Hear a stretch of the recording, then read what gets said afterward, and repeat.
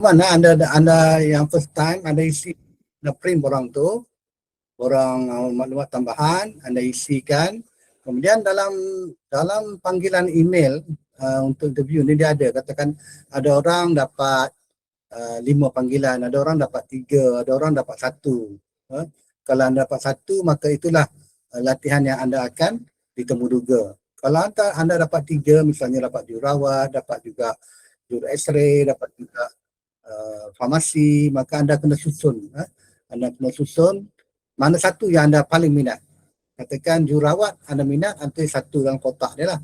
Kalau anda minat farmasi sebagai nombor 1, itu sebagai pilihan pertama, tulis 1 kat situ. So kalau anda ada 5, anda kena tulis 1 hingga 5, pilih mana 5. Kalau ada 7, 7 lah. Untuk intake ni dia ada 10. Ada 10 latihan. Jadi anda pilih mana yang anda betul-betul minat. Jangan ikut orang, jangan ikut ibu bapa. Kalau anda ada kecenderungan, anda kecenderungan nak jururawat, mak suruh ambil misalnya farmasi.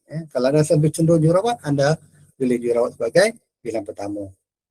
Namun anda tak akan diberi apa yang anda minta. Dia akan tengok kepada interview. Kalau panel nampak anda nampak lebih layak untuk latihan lain, maka dia akan bagi latihan lain. Dia akan bagi latihan lain. So susun tu dekat dalam maklumat tambahan. Borang maklumat tambahan. Muka surat 2 tak salah saya. Anda tulis, anda pilih lah berapa mana yang tu. Kalau anda dipanggil untuk 3, 2, 1 misalnya, anda kena 1 je lah. Tapi kalau anda dalam email panggilan ada 5, anda rankingkan dia. Rankingkan dia 1, nombor 1, nombor 2, nombor 3, nombor 4, nombor 5. Kadang-kadang panel akan bagi yang kelima pun ada juga. Ada yang bagi nombor 3. Tengok kepada keadaan, kesesuaian. Dia akan dapat nilai lah. Dia akan dapat nilai. Misalnya kalau jururawat lelaki, chances dia untuk dapat yang dia minta tu lagi tinggi sebab tak ramai. Tak ramai calon lelaki yang layak dan sampai ke peringkat temuduga. Jadi kalau anda perform dengan baik, harapan lebih tinggi lah. Untuk perempuan, saingannya akan lebih sengit lah. Lebih sengit. Okay. Pernah interview banyak kali, saya harap anda jangan berputus asa. Buat yang sebaik mungkin lah. Saya ada satu student saya, dia 9 kali 9 kali interview. Kali yang ke-8, kali yang last tu baru dia join saya punya ni lah, coaching saya. So memang saya tengok pun saya dapat agak lah. Dia dapat agak dengan saya tanya soalan jawab tu memang lancar, memang harapan tu memang tinggi lah. Jadi anda kena tunjukkan anda ni confident bila panel jawab. Anda tahu apa yang anda minta. Anda tahu apa yang anda minta. Jadi saya nak start malam ni kepada terai semak temuduga tu. Bila anda ada isi semua sekali, bila anda pergi kat tempat temuduga nanti, anda ada QR code. Bila anda scan kod tu, dia akan keluar nombor bilik mana dan juga senarai semakkan. Semakkan. Dia akan anda kena tik lah, anda dah bawa dan sebagainya. Tapi yang penting anda tahu, anda kena bawa yang original.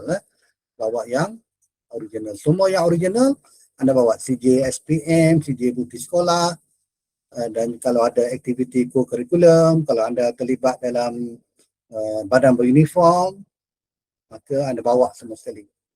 Anda bawa original, bawa original dalam satu file dan salinan dalam sampul. Saya pasal calon, latar belakang, dia akan tanya tentang latihan yang anda pilih. Latihan yang anda pilih, latihan pilihan pertama anda, dia akan tanyalah. So anda kena tahu latihan ni kat mana. Untuk diploma ni dia punya ni ialah diploma ni dia punya ni ialah 3 tahun. Kalau CJ 2 tahun, diploma ialah 3 tahun. Jadi kalau jururawat ni anda kena tahu di manakah latihan para perubatan ni akan diadakan. Ada lebih kurang 14 ILKKM, Institut Latihan dan Kesihatan Malaysia. So anda kena tahu pertama ialah tentang latihan. Anda kena tahu detail lah tentang latihan. Yang kedua, anda kena tahu juga tentang Kementerian Kesihatan. Dan ketiga, pengetahuan am, kena tahu. Dan untuk jururawat ni anda kena tahu beberapa soalan-soalan yang teknikal, basic SPM lah. Basic SPM anda kena tahu. terutamanya tentang subjek biologi. Biologi. Kalau anda JTMP, juruteknik makmal, anda kena tahu sikit tentang kimia. Kimia kena tahulah. Okey. So kita go to, Sarawak dia akan tahulah kalau anda jururawat ni dia ada dua penempatan, sama ada di hospital, okey. Tugas di hospital, dan satu lagi tugas jururawat di unit kesihatan. Unit kesihatan. Ini maklumat yang anda tahu. Okey, bila anda lulus nanti selepas daripada kursus 3 tahun, anda akan grade anda ialah grade 5.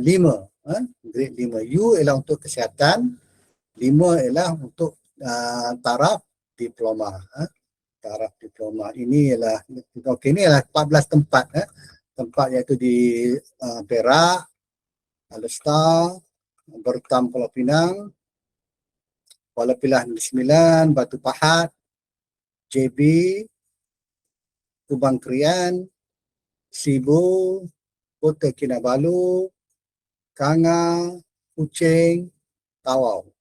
Tawau. Itu ialah antara ni lah tempat ILKM juga Sandakan. Sandakan. Sungai Puluh ada 14. So pertama kena tahu pasal latihan. So kat sini kata untuk persediaan temuduga, anda boleh baca tentang info tentang jawatan, skop kerja dan tanggungjawab jururawat, peralatan asas berkaitan peralatan kesihatan, pengetahuan am, istilah asas, Menteri Kesihatan dan Organisasi KKM, kempen-kempen kesihatan dan juga isu-isu semasa. Isu-isu semasa. Ini ialah jururawat, okey, yang pakai ni dia ada melambang, ni warna biru, ni warna ni kan, dia melambangkan ni bidang dia. Pergigian warna apa. Kalau yang jururawat yang biasanya biru lah, biru. Okey. Okey, kita tengok kepada beberapa jenis soalan, beberapa soalan, contoh soalan dia misalnya biasanya akan adalah antara lebih kurang 7 hingga 10 soalan, bergantung pada macam mana anda jawab lah. Kalau anda jawab 1-2 soalan dah panel nampak anda tak berapa layak, maka dia singkat lah, mungkin 5 minit dah habis. Tapi kalau dia nampak layak, nampak ada potensi jadi seorang jururawat, maka banyak soalan lah. Pernah satu calon di Sibu tak saya ada sampai 14 soalan. Sampai 14 soalan. Lagi banyak soalan, lagi banyak peluang dia lah. Jadi ini kalau dalam menang. Kalau anda seorang lelaki, mengapa memilih kerjaya sebagai jururawat? Sedangkan kerjaya ini sinonim dengan jururawat wanita, perempuan. Jadi kalau lelaki itu chances dia lebih tinggi kalau anda buat yang terbaik sebab dia ada kota dia. Kota untuk lelaki. Katakan ada 10 jururawat, mungkin lelaki dia nak 2 orang. Dan sebagainya lah. Soalan-soalan yang popular juga adalah apakah pemeriksaan klinik dan hospital, apakah itu penyakit kardiovaskular, okey, apakah itu permit makanan. Ini dalamnya ada ni lah, lebih 50 lebih soalan, kempen-kempen kesihatan. Jadi kalau macam BMI, kalau jururawat dia kena soalan yang favorite lah keluar macam ni. Jadi anda tengok balik nota SPM anda, subjek sains, okey, ataupun kalau yang ambil sains tulen tu biologi, tengok balik apa yang bersikap apa itu BMI. BMI itu ialah body mass index. Dia akan tanya apakah macam mana nak kira body mass index. Okay. Kemudian ada juga kena tahu juga tentang kalau KKM ni salah satu lah. Dia ada 1, 2, 3, 4, 5. Pasal KKM ni pasal personel, pasal kepimpinan. Menteri, Timbalan Menteri, KSU, Ketua Pengarah dan Pengarah Kesihatan. Ini mungkin anda kata satu je lah, tapi anda tahu semua. Anda tahu mungkin anda panel, anda katakan anda calon pukul 8, dia akan tanya Menteri Kesihatan. Kemudian ada kawan anda calon pukul 9, dia akan tanya siapa dia Ketua Pengarah Kesihatan dan sebagainya lah. Tapi elok tahu semua. Dalam video di TikTok ada saya senaraikan. Cuma anda kena pastikan anda tengok video yang terkini lah. Sebab dia sentiasa berubah. Sentiasa berubah. Kemudian juga tentang rukun negara. Okay. Apakah suhu badan normal, penyakit berjangkit. Kalau jururawat dan MA, benda ni yang kena tanya lah. Tapi kalau macam calon farmasi, calon jurus X-ray ataupun JTMP, dia tak tanyalah pasal ni. Tubuh badan normal dia tak tanyalah. Ya. Vital sign pun dia tak tanyalah. Itu jurawat, anda kena persiapkan diri anda. Mana kata bila anda tahu benda ni, anda tunjuk jawapan anda. Katakan dia tanya, kenapa anda minat? Saya minat sebab saya dapat kajian, saya ada mentor, mungkin mak saudara jadi nurse dan sebagainya lah. Okey, juga kena tahu tentang pakar-pakar jurawat lah. Jurawat dia siapa dia punya ni dan sebagainya lah. Kemudian pertanyaan siapakah PM yang ke-10, okey, nama PMS panggil kan, dan sebagainya lah. So kita tengok lebih kurang sikit apa contoh jawapan. Saya pergi kepada ni perbezaan. Apakah perbezaan antara hospital dan klinik? Perbezaan adalah dari segi perkhidmatan dan juga kapasiti untuk menampung pesakit. Klinik biasa diselenggarakan oleh pegawai perubatan yang akan merujuk kalau pesakit itu serius, dia akan hantar ke hospital. Di hospital dia ada banyak unit lah, ada medical, surgical dan sebagainya lah. Jadi hospital memberi perkhidmatan yang lebih meluas dan juga tempat rujukan klinik-klinik di sekitarnya. Manakala klinik biasa memberi perkhidmatan seperti pesakit luar, pemeriksaan berkala untuk ibu mengandung, pendidikan kesihatan dan penjagaan kesihatan. Jadi kalau kes-kes biasa, demam-demam biasa, orang pergi ke klinik. Okey, ini fungsi-fungsi, ini penyakit kardiovaskular. Penyakit kardiovaskular adalah penyakit yang melibatkan jantung atau saluran darah seperti arteri dan coronary atau lebih dikenali sebagai serangan jantung. Serangan jantung. Okey, contoh lain, permit makanan. Ni kempen kesihatan. Mungkin ditanya, nyatakan 5 kempen kesihatan yang anda tahu. Kempen demam darah, kempen berhenti merokok, kempen demam organ, kempen 10 langkah anda tahu 5 lah. Tahu 5 kempen vaksinasi. Okey, ini adalah tentang BMI ni. BMI adalah Body Mass Index atau indeks jisim badan merujuk kepada kadar berat berbanding ketinggian. Ini dia punya pengiraan dia, formula dia. Dan dia punya klasifikasi dia, kalau bawah 18.5, underweight, normal 24.9, overweight sampai 29, kalau obese 30. Bagi calon-calon yang obese, maka anda kena cerita bahawa katakan kalau panel nak psycho anda, dia kata awak ni terlalu gemuk lah, misalnya obese ya. So anda kata saya dalam proses nak kurangkan, saya sedar saya obese, saya dalam proses nak kurang. Begitu juga kalau orang dia kata anda ni terlalu rank, ni lah mungkin juga BMI anda 17, kurang berat badan. Anda kata saya dalam proses nak naikkan berat badan yang normal. Normal. Itu soalan yang mungkin ditanya. Okey, saya go through lagi yang ni. Okey, ini anda kena tahu Menteri Kesihatan sekarang, Datuk Seri Dr. Zulkifli Ahmad, Timbalan Menteri Kesihatan sekarang, okay, Datuk Hajah Hanifah Hajah Taib, KSU, Ketua Setiausaha Kementerian, okay, Datuk Seri Hasnul Zamzam, Ketua Pengarah Kesihatan Datuk Mahathir Abdul Wahab dan juga Pengarah Kesihatan Negeri. Ini ialah rekod sehingga 18 April. Katakan orang Sarawak. Sarawak dia sekarang ialah yang berusaha Dr. Veronica Lugah. Lugah. Anda tahulah Sarawak ni. Negeri lain ada kena ikut yang terkini lah. Maklumat ni ada di laman web Kementerian Kesihatan. Okey. Okey, kita pergi lagi secara ringkas.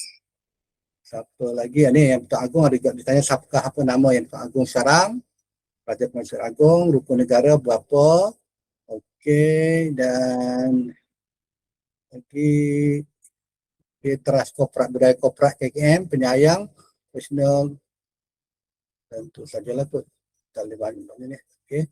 Salah satu soalan popular, kalau jerawat, shift dia, berapa shift kerja jerawat? Saya dari 3, iaitu 7 pagi hingga 2 petang, 2 petang hingga 9 malam dan 9 malam hingga 7 pagi. Juga ditanya jabatan yang selalu dimasuki oleh jerawat di hospital, jabatan sekretariat, jabatan obstetrik dan ginekologi, ini untuk bersalin, untuk jabatan keluar dan kecemasan. Okay. Kurang sebut sedikit tentang background yang anda nak ni. Jadi kalau Nur Adila, kalau Ori itu untuk sijil dan kad pelayanan anda saja. Bapa just bawa salinan je lah. Dan bawa salinan saja. Nanti sana nanti bagi dua-dua file salinan dengan Ori ke. Dia Ori ni akan ada dua orang panel. Satu daripada SPA, satu daripada KKM. KKM tu mungkin pensyarah, lecturer ILKM. Dan juga SPA ni daripada ni lah, pegawai SPA lah. Dia akan tanya, akan ada dua aja panel. So anda akan tunjukkan kepada dia original. Okay. Kalau soalan panel ditanya baru macam mana anda calon jawab. Kalau calon jawab nampak menarik, dia nak tahu lebih lanjut, dia akan tanya mungkin antara range dia 5 hingga 7 lah. 5 hingga 7 soalan. Kalau 2-3 soalan tu singkat dari harapan tu ni lah. Harapan dia agak tipis lah. Okey, dia ramai juga yang mohon ni ialah calon yang sedang belajar STPM, sedang belajar di IPTA, IPT dan sebagainya. So anda kena bagi jawapan dan juga komitmen bahawa kalau anda betul-betul berminat, anda sanggup berhenti. Anda sanggup berhenti. Jawapan, anda tak tahu jawapan, anda kata minta maaf tuan, saya tidak ada, saya terlepas pandang tentang jawapan dia. Saya akan semak jawapan selepas habis daripada temuduga ini.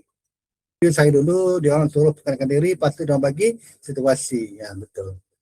Dia gini, dia kalau kita nak kategorikan soalan, berapa jenis soalan, saya rumuskan ada 5. Ada 5 soalan. Pertama, sila perkenalkan diri anda. Yang kedua ialah tentang latihan jurawat untuk ni, yang jurawat. Yang ketiga ialah tentang KKM. Yang keempat tentang pengetahuan am tentang Malaysia. Yang kelima ialah soalan situasi. Situasi ialah contoh dia, katakan anda jururawat, lepas tu pesakit tak nak makan ubat. Macam mana anda nak buat? Ataupun dia akan tanya banyak soalan lah, soalan-soalan berkaitan dengan komunikasi, kerja berpasukan dan sebagainya. Bagi jururawat, dia kerja berpasukan amat penting lah. Kalau sudah jadi calon simpanan, okey, ada harapan tinggi tak untuk diserap? Harapan tu tetap ada, kata akan terus dapat. Tapi harapan tak ada. Mereka bila anda dari calon simpanan, maka anda dah di mata penemuduga tu anda seorang yang layak. Cuma mungkin sebab katakan anda ranking ke 95, dia ambil hanya 90. Jadi kalau kosongan barulah peluang tu anda ada lah. Ada. Saya tak pasti kenapa, tapi kalau ikut intake ni baru ni dengan yang lepas, kali pertama lah ada calon simpanan. Dulu tak ada calon simpanan.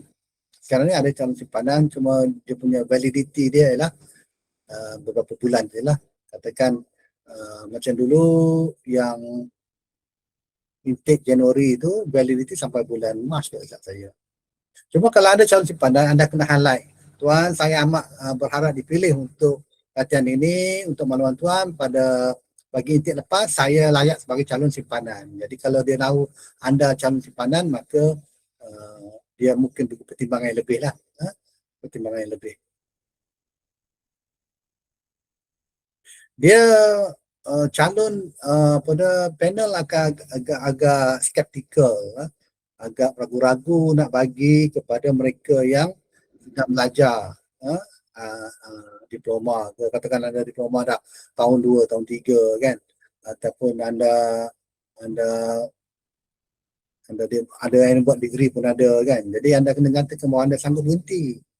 Anda sanggup berhenti jika dipilih untuk jadi pelatih ILKKM. Okey. Anda tanya pasal pemakaian. Pemakaian dia adalah macam anda tengok macam mana kaki tangan kerajaan pakai. Baju kurung. Baju kurung. Kalau lelaki pakai kemas. Tak perlu pakai coat dan sebagainya. Just pakai kemas. Perempuan juga pakai yang kemas. Kalau lelaki rambut kena pendek. Tunjukkan bahawa anda ni macam seorang bakal pelatih. Kalau pelatih dia pemakaian macam mana? Pelatih dia pakai kalau tengok kan kemas, sopan dan sebagainya lah. Okay. Okay. Name tag tak perlu. Name tag hanya perlu sekiranya anda dikatakan calon dipanggil PSB atau PSL, iaitu sedang bekerja di sektor lain. Anda kakitan kerajaan dan anda mohon ni supaya anda nak tingkatkan kejayaan anda. Mana ke situ anda kena pakai name tag lah. Kerja anda lah. Katakan anda kerja sebagai mungkin sebagai kerani dan sebagainya kan, ataupun pembantu perawatan kesihatan, anda kerja ada name tag, anda bawa name tag itu. Kasut selalunya ialah kasut yang berwarna gelap lah.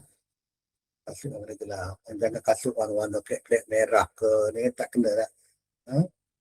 Kalau rambut kerinting tak ada masalah, asal kemas. Asal kemas. Okey.